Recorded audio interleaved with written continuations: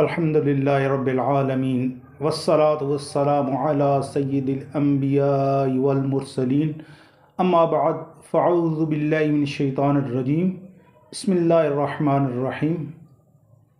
حضور نبی کریم صلی اللہ علیہ وآلہ وسلم نے فرمایا، جس نے مجھ پر ایک مرتبہ درود پاک پڑھا، اللہ عز و جل اس پر 10 رحمتیں نازل فرماتا ہے اور اس کے 10 گناہ معاف فرماتا ہے اور اس کے 10 درجات بلند فرماتا ہے۔ صلو علی الحبیب صلی اللہ تعالی علی محمد صلی اللہ علیہ وسلم۔ آج انشاءاللہ عز و جل سیرت النبی صلی اللہ علیہ وآلہ وسلم کا دوسرا بیان ہے۔ آقا کریم صلی اللہ علیہ وآلہ وسلم کی سیرت کے بارے میں جاننا ہر مسلمان کے لیے ضروری ہے۔ ہمارا یہی کوشش ہوتی ہے کہ ہم آقا کریم صلی اللہ علیہ وآلہ وسلم سے محبت کا اظہار کریں، ہر بات میں کریں۔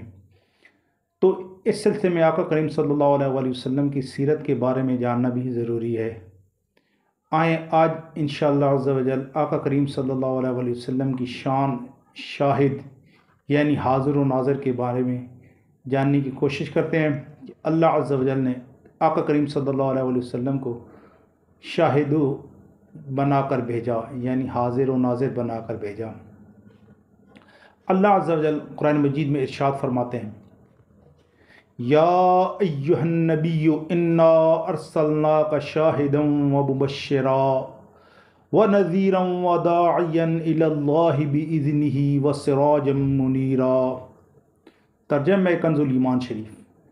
اے غیب کی خبریں بتانے والے نبی صلی اللہ علیہ وآلہ وسلم، بے شک ہم نے تجھے بھیجا حاضر و ناظر اور خوشخبری دیتا اور ڈر سناتا اور اللہ عز و جل کی طرف اس کے حکم سے بلاتا اور چمکا دینے والا آفتاب۔ اللہ عز و جل نے اس آیہ کریمہ میں آقا کریم صلی اللہ علیہ وآلہ وسلم کی قسم قسم کے مراتب جلیلہ اور اوصاف حمیدہ بیان فرمائے ہیں۔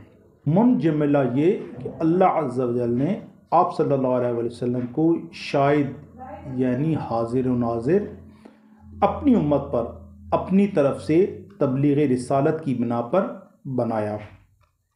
یہ حضور نبی کریم صلی اللہ علیہ وآلہ وسلم کی خصوصیت ہے۔ اور مبشر یعنی بشارت اور خوشخبری دینے والا فرمانبرداروں کے لیے، اور نذیر ڈر سنانے والا نافرمانوں کے لیے، اور داعی یعنی اللہ تعالیٰ کی طرف بلانے والا توحید اور اس کی عبادت کی طرف، اور سراج منیر چمکا دینے والا آفتاب کے حق کے لیے آپ صلی اللہ علیہ وسلم سے ہدایت لیں۔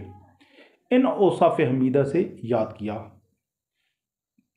ابن یسار رحمۃ اللہ تعالیٰ علیہ سے بالاسناد مروی ہے کہ انہوں نے عبداللہ بن عمر بن عاص رضی اللہ تعالیٰ عنہ سے ایک ملاقات میں دریافت کیا کہ مجھے حضور نبی کریم رؤوف الرحیم صلی اللہ علیہ وآلہ وسلم کے اوصاف حمیدہ کی خبر دیجیے۔ انہوں نے کہا، ضرور، خدا کی قسم، تورات میں حضور نبی کریم رؤوف الرحیم صلی اللہ علیہ وآلہ وسلم کی بعد ایسی صفتیں بیان کی گئی ہیں جن کا ذکر قرآن مجید میں بھی موجود ہے کہ اے نبی، بے شک آپ صلی اللہ علیہ وآلہ وسلم کو شاہد، مبشر، نذیر اور بے پڑوں کا محافظ بھیجا۔ آپ صلی اللہ علیہ وآلہ وسلم میرے بندے اور رسول ہیں۔ میں نے تمہارا نام متوکل یعنی اللہ تعالیٰ پر بھروسہ کرنے والا رکھا۔ نہ آپ صلی اللہ علیہ وسلم بدخلق، سخت دل، بازاروں میں چلانے والے اور نہ برائی کے بدلے برائی کرنے والے ہیں، بلکہ عفو و درگزر اور بخشش کرنے والے ہیں۔ اللہ عز و جل آپ صلی اللہ علیہ وآلہ وسلم کی اس وقت تک روح قبض نہ کرے گا جب تک کہ آپ کی وجہ سے لا الہ الا اللہ کے ذریعے باطل دین و ملت کی درستگی نہ فرما دے۔ آپ صلی اللہ علیہ وآلہ وسلم کے سبب اللہ تعالیٰ بہرے، اندھے اور غافل دلوں کو کھولے گا۔ بحوالہ صحیح بخاری شریف۔ اسی طرح عبداللہ بن سلام اور قعب احبار سے بھی منقول ہے، بعض سندوں سے ابن اسحاق رحمۃ اللہ تعالی علیہ سے یہ بھی آیا ہے، اور نہ بازاروں میں چلائیں گے اور نہ بے حیائی کو اپنا لباس بنائیں گے، اور نہ یاوہ گوئی کریں گے۔ میں آپ صلی اللہ علیہ وآلہ وسلم کو ہر خوبی سے آراستہ کر لوں گا اور ہر کمال و خوبی عطا کروں گا۔ تسکین کو آپ صلی اللہ علیہ وآلہ وسلم کا لباس، نیکی کو آپ صلی اللہ علیہ وآلہ وسلم کا شعار بناؤں گا۔ آپ صلی اللہ علیہ وآلہ وسلم کے سینہ مبارک میں تقوی رکھوں گا، اور حکمت آپ صلی اللہ علیہ وآلہ وسلم کی عقل، صدق و وفا آپ صلی اللہ علیہ وآلہ وسلم کی طبیعت، عفو و خیر خواہی آپ صلی اللہ علیہ وسلم کا خلق، عدل آپ صلی اللہ علیہ وسلم کی سیرت، حق آپ صلی اللہ علیہ وسلم کی شریعت، ہدایت آپ صلی اللہ علیہ وسلم کا امام، اسلام آپ صلی اللہ علیہ وسلم کی ملت، اور احمد آپ صلی اللہ علیہ وسلم کا اسم مبارک ہوگا۔ آپ صلی اللہ علیہ وسلم کے ذریعے لوگوں کو گمراہی سے ہدایت دوں گا، اور آپ صلی اللہ علیہ وسلم کے سبب جہالت کے بعد علم سکھاؤں گا، اور آپ صلی اللہ علیہ وسلم کی وجہ سے غیر معروف کو مشہور کروں گا، اور آپ صلی اللہ علیہ وسلم کی وجہ سے کمی کے بعد زیادتی کروں گا، تنگی کے بعد فراغی دوں گا، جدائی کے بعد جمع کروں گا، باہم مختلف قلوب، منتشر خواہشوں اور بکھری ہوئی امتوں کے درمیان محبت و میلاب پیدا کروں گا۔ آپ صلی اللہ علیہ وسلم کی امت کو بہتر امت بناؤں گا جو ان لوگوں کے لیے پیدا کی گئی ہے۔ ایک اور حدیث شریف میں ہے، حضور نبی کریم صلی اللہ علیہ وسلم نے اپنی ان صفات و تعریف کی خبر دی جو کہ تورات میں مذکور ہیں۔ میرا بندہ احمد مختار ہوگا جس کی پیدائش کی جگہ مکہ مکرمہ اور ہجرت کا مقام مدینہ منورہ ہوگا۔ آپ صلی اللہ علیہ وآلہ وسلم کی امت اللہ عز و جل کی ہر حال میں بہت حمد کرنے والی ہوگی۔ اللہ عز و جل قرآن مجید میں فرماتا ہے، الذین یتبعون الرسول النبی الامی، وہ جو غلامی کریں گے اس رسول بے پڑے غیب کی خبر دینے والے کی۔ مزید فرمایا، فَبِمَا رَحْمَتِ مِنَ اللَّهِ لِنْتَ لَهُمْ، تو کیسی کچھ اللہ تعالیٰ کی مہربانی ہے اے محبوب تم ان کے لیے نرم دل ہو۔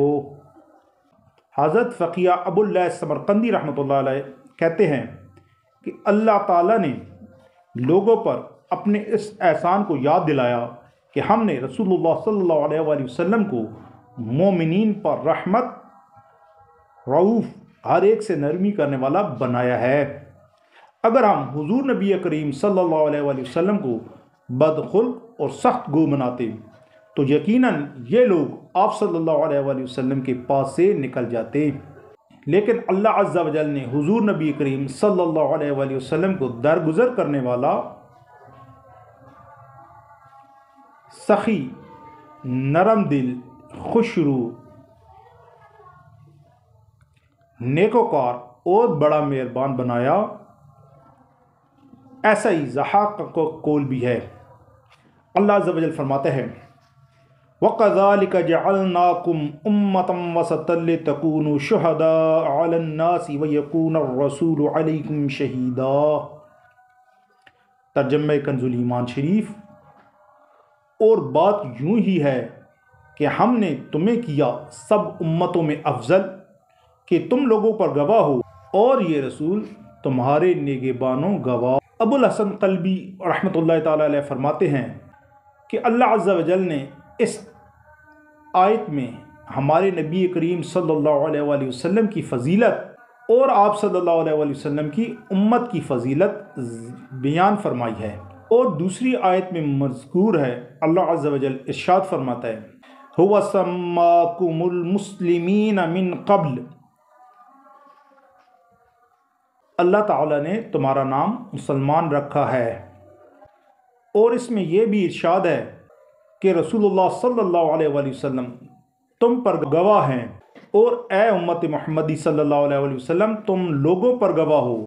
اسی طرح اللہ تعالیٰ یہ بھی ارشاد فرماتا ہے فَكَيْفَ إِذَا جِئْنَا مِن كُلِّ أُمَّةٍ بِشَهِيدٍ وَجِئْنَا بِكَ عَلَى هَؤُلَاءِ شَهِيدًا، ترجمہ کنز الایمان شریف۔ تو کیسی ہوگی جب ہم ہر امت میں سے ایک گروہ لائیں گے، اور اے محبوب تمہیں ان سب پر گواہ و نگہبان بنا کر لائیں گے۔ ایک روایت میں ہے اللہ عز و جل روز محشر انبیاء سے پوچھے گا کیا تم نے تبلیغ کی؟ انبیاء فرمائیں گے یا باری تعالیٰ ہاں ہم نے اپنی قوم کو تبلیغ کی۔ پھر ان کی امتیں کہیں گی یا باری تعالیٰ ہمارے پاس کوئی بشیر و نذیر نہیں آیا۔